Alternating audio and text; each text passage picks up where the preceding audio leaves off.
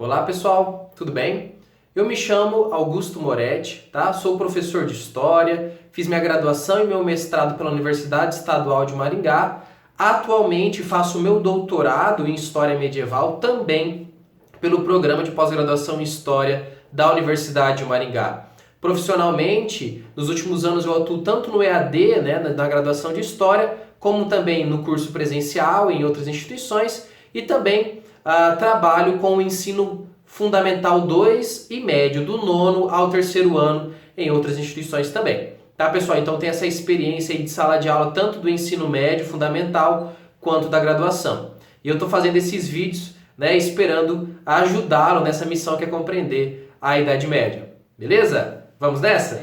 E eu estou aqui hoje para poder então explicar esse processo que foi a fusão da cultura e da tradição romana com a germânica para dar complemento ao nosso e-book. Muito bem, pessoal, o que ocorre? Imaginem assim, o Império Romano durou, né, milhares de anos, colocamos assim, a civilização romana, né? O Império Romano, se você contar do Ocidente, do Oriente também vai ser aí milenar, mas vamos pegar assim. Durante sua expansão, a civilização romana, né, essa expansão que começa na República, uma expansão que vai para o Império também, o que acontece, pessoal? Eles vão entrando em contato com diversos povos, né, com povos distintos. E esses povos começam a habitar as fronteiras, né? A fronteira é o lugar de encontro dessas sociedades. Muito bem. Tendo dito isso, o que é importante a gente entender? Que quando esses povos eles entram em contato e esses povos se estabelecem nas fronteiras, o que vai acontecer é o seguinte: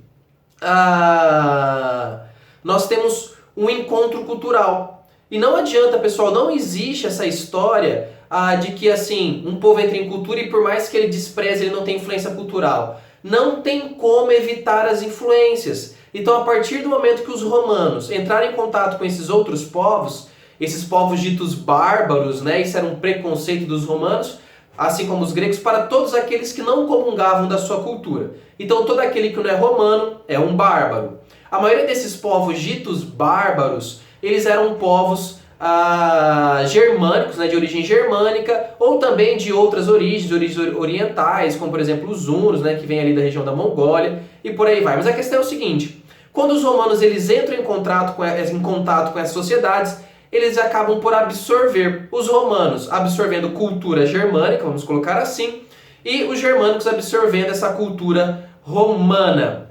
Beleza, o que é importante para nós compreendermos aqui então?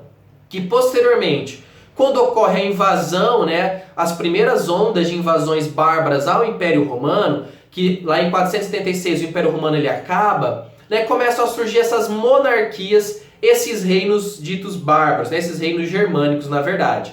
E esses reinos germânicos, pessoal, eles já começam a mostrar o que foi essa fusão dessas culturas, tá? E essas sociedades germânicas, essas monarquias, como por exemplo o povo franco, né? O povo franco é o que melhor representa esse processo. O que vai acontecer?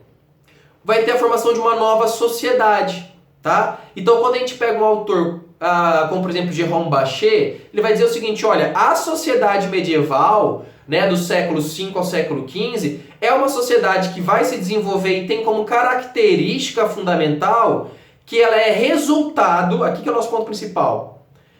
A sociedade medieval, ela é resultado da fusão da cultura romana, da tradição romana, com a cultura e a tradição germânica. Quando elas se fundem, vai surgir a sociedade medieval. E o melhor exemplo disso é a sociedade carolíngia, tá? Que também está presente aí nos estudos de vocês. O povo carolíngio, o povo franco, né, que inicialmente tem uma dinastia merovingia, depois vai entrar numa dinastia carolíngia, e vai ser a dinastia carolíngia do povo franco que vai demonstrar ser uma síntese do feudalismo.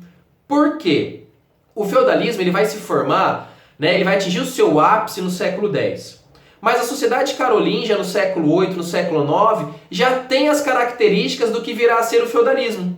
O que o professor quer dizer com isso? Os francos representaram muito bem essa fusão da cultura e tradição romana com a germânica, e eles desenvolvem uma série de sistemas econômicos, políticos e sociais que darão origem ao feudalismo. Por exemplo, as relações vassálicas, a descentralização do poder, a ruralização da sociedade.